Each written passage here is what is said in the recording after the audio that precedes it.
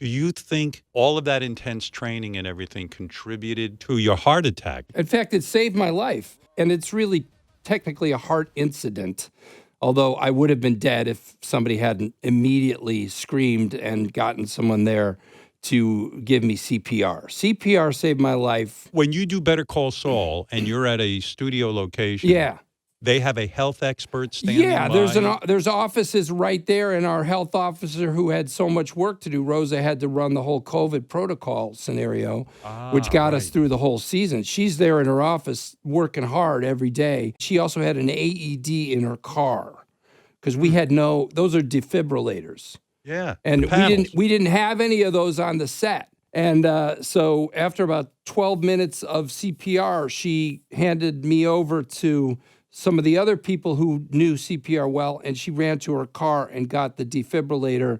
And it took three attempts to get me to a rhythm, which is actually a lot, Howard. I guess I don't know any of this stuff, but I was told later that when the defibrillator doesn't work once, that's not good. When it doesn't work the second time, that's kind of like, forget it. But then they jacked it up a third time, and it got me back to a rhythm. And so that was what saved my life. And then I had surgery in the morning. And they put the balloon through and Yeah. I mean, right through here, you can't even see it anymore. And they went through and knocked out these little pieces of plaque that had broken off and blocked my Widowmaker. But we were talking about nobody. And one of the things that saved me was I learned how to work out. And because I was in good shape, you kind of enlarge some of the other veins around your heart if you work out a lot. And I had done that. And as a result, I was told that more blood was able then to go to my heart during CPR because these veins were just a little bit bigger from a lot of working out.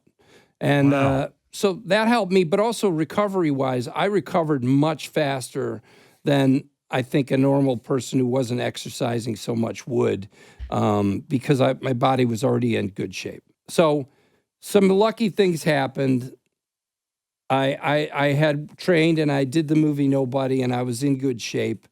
But most of all, I was near my co-stars Ray Seahorn and Patrick Fabian, who rushed right to my side, and Ray held my head and Patrick grabbed my hand, and they were yelling at me because I guess I turned gray like right away and stopped breathing, and they were just yelling and yelling. And those studios are so big that the crew, which were at the other end, initially thought, I don't know, someone is laughing over there, or, it took a few seconds, maybe a minute or two, for someone to walk over there and see what was happening. And then everybody kicked into gear, and we were lucky to have a couple great people who knew. And by the way, take CPR classes because you can save lives with them.